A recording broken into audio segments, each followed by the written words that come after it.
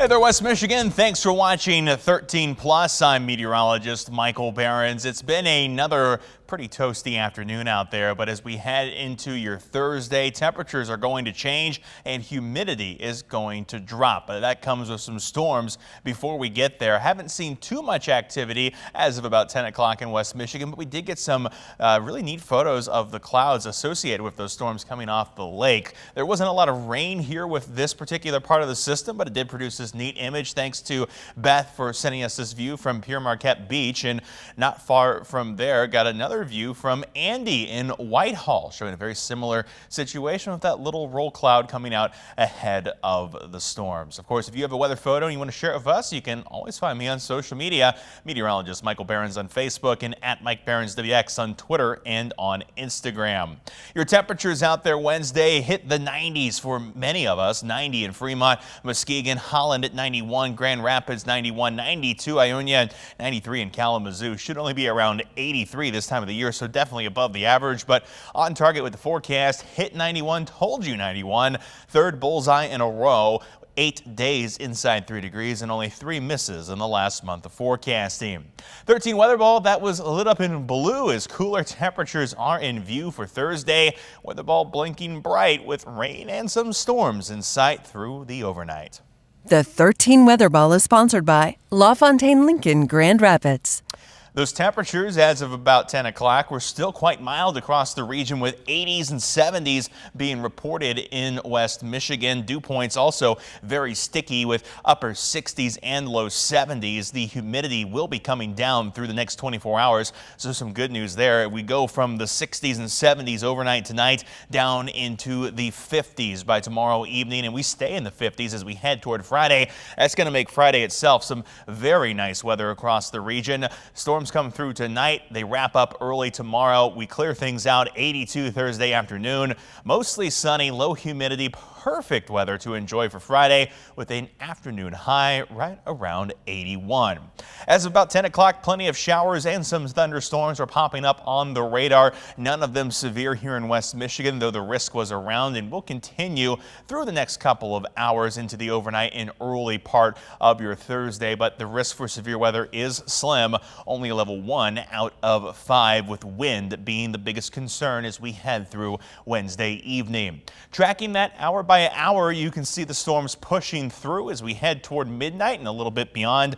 Storm chances push mostly out of the region by the time we get into the early part of Thursday, but a few showers could remain, possibly a rumble of thunder. This all wraps up as we head toward Thursday afternoon. We clear the skies out and then we are back into a quiet weather pattern for Friday. That'll continue into Saturday as well. Maybe a stray shower pops up on Saturday for a few of us, but for the most part, we're looking at a pretty dry and nice weekend ahead.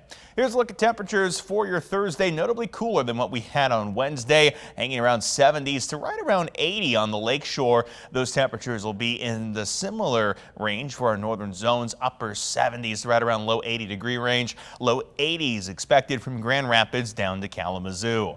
13 on your side, 10-day outlook.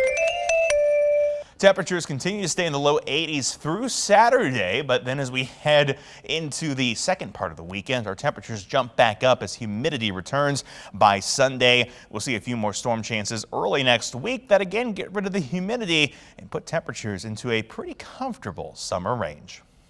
The 13 on your side beach and boating forecast, sponsored by AAC Credit Union. And now it's time for your beach and boating forecast. We're looking at an increased risk for high waves tomorrow, and that will prompt beach hazard statements by the afternoon, as well as small craft advisories. Waves will start the day calm, but as winds come from the north throughout the afternoon, they'll build as high as 4 to 6 feet across the West Michigan lakeshore, creating hazardous swimming conditions. Definitely make sure you stay out of the water when we see those dangerous conditions approach. The water temperatures, mind you, are starting to get warmer, but after those waves tomorrow, I would expect to see additional cool water by the time we head toward Friday.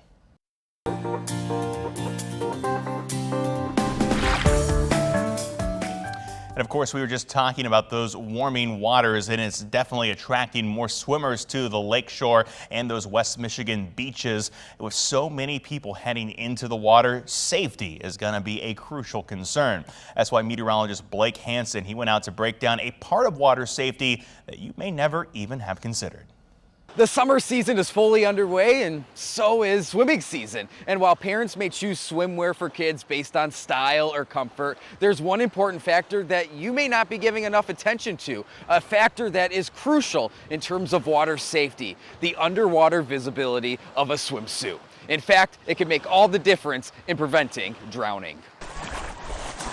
Alive Solutions, a company that specializes in aquatic safety, tested varying colored swimsuits in a lake. Each swimsuit was first placed on the surface of the water. Next, the swimsuits were submerged in 18 inches of water with views taken from two perspectives, one from shore level perspective and another from a slightly elevated perspective, simulating being on a boat or dock. Bright and contrasting colors stood out the most, while darker colors had little to no visibility once submerged.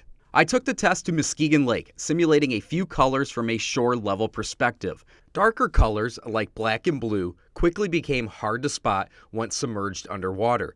I was only positioned about 40 feet from the shoreline. Brighter colors, like neon green and hot pink, fared much better. While visibility diminished, it was easier to spot, matching with the findings from Alive Solutions. It's important to note that each body of water is different, and factors such as water clarity, lighting, currents, and weather can affect below surface visibility. If submerged deep enough, all colors disappear in visibility. But vivid, bold colors will stand out the most, which can make all the difference when it comes to water safety.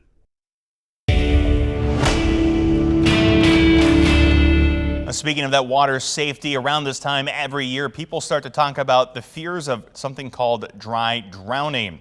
So we wanted to verify whether or not this was a real concern. Melissa Kim with our Verify team is here to find the answers and if this is actually a real medical condition. Our sources are the Centers for Disease Control and Prevention, Children's National Hospital, and the International Drowning Researchers Alliance. They all agree dry drowning is not a medically accepted diagnosis. According to our sources, people use the term dry drowning to describe when a swimmer's airways become inflamed after swallowing or inhaling water, sometimes even days later. It gained traction in 2017 when a young boy was said to have died of it 1 week after getting into the ocean. Doctors say that if you swallow or inhale a lot of water, symptoms can develop a few hours later. Those symptoms include fatigue, shortness of breath, coughing, and chest pains. But Children's National says if they don't develop within 12 hours, they probably won't. And for those rare incidents like the boy from 2017, our sources say other underlying medical concerns were also to blame. So, we can verify that no, dry drowning is not an official diagnosis. However, drowning is the leading cause of death in young children. The CDC estimates that 4,000 people die from drowning each year in the U.S., so take precautions when you and your family get in the water. With your Verify, I'm Melissa Kim. And on a final note tonight about our West Michigan beaches, attendance this past 4th of July holiday was a smashing success. State leaders say this past weekend was one of the busiest that they've seen in recent years. Some state parks had to close temporarily because they reached their capacity. Grand Haven State Park alone saw anywhere from 5,000 to 7,000 visitors between the beach areas and the campgrounds. And as the summer heat continues, state leaders warn that water safety should remain top of mind. We know the weather's today is hot again, and we know that people are going to go out and to be mindful of the water temperatures, be mindful of the flag system. If you haven't been out in a while, make sure you bring a life jacket with you.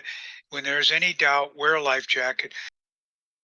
And 13 on your side makes it easy to track beach conditions. You can get it anytime on your phone. Just text the word beach to 616-559-1310. You'll get a link to our website where you can view the latest beach forecast, swim hazard risk, temperatures, and water levels for all of the beaches here in West Michigan. And now you're up to date with the latest forecast and some weather-related news headlines from around the region. You can always find more online at 13onyourside.com or by downloading 13 on Your Side news and weather apps. For now, though, thanks for watching 13 Plus. I'm meteorologist Michael Behrens.